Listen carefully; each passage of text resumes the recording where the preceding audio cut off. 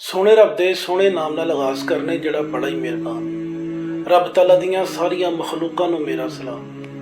दोस्तों, अज जुम्मतुल मुबारक है।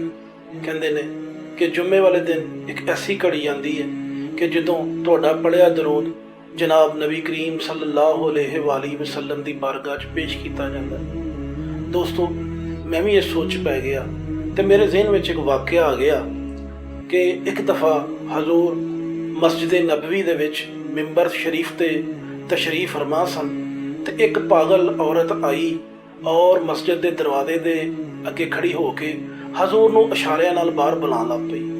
मेरे आका बाहर तशरीफ ले आए, उन्हें आप दा बाजू फड़िया ते मदीने दे बाज़ारां वल लैके निकल गई ते हजूर नाल गल्लां करदी रही ते आप नूं गलियां घुमांदी रही। जदों उहदी अपनी बस हो गई ते वो फिर चली गई। मेरे आका वापस मस्जिद नबवी च तशरीफ लै आए। जदों साहबा ने हजूर नूं देखिया ते हज़रत उमर फरमा लगे, या रसूल अल्लाह, आप दा बदन नाजुक है, मदीने की सख्त गर्मी है, नबूवत का बड़ा भार है आप ते हजूर ऐ ते औरत पागल सी, मदीने च ते इहदी कोई गल नहीं सुनदा। ते मेरे आका फरमा लगे, उमर, जे मैं भी ना इहदी गल सुना तो फिर इहदी कौन गल सुनेगा।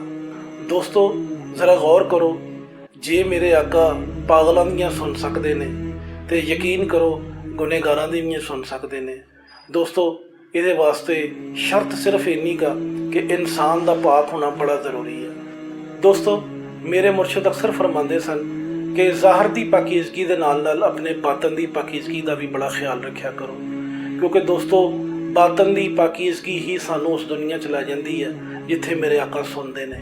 तो अज जुम्मा मुबारक है ते लखां करोड़ां अरबां अनगिनत दरूद सलाम जनाब नबी करीम अलैहिस्सलातु वस्सलाम दी बारगाह च। अल्लाहुम्मा सल्लि अला मुहम्मद व अला आलि मुहम्मद कमा सल्लैता अला इब्राहीम व अला आलि इब्राहीम इन्नका हमीदुम मजीद। अल्लाहुम्मा बारिक अला मुहम्मद व अला आलि मुहम्मद कमा बारकता अला इब्राहीम व अला आलि इब्राहीम इन्नका हमीदुम मजीद।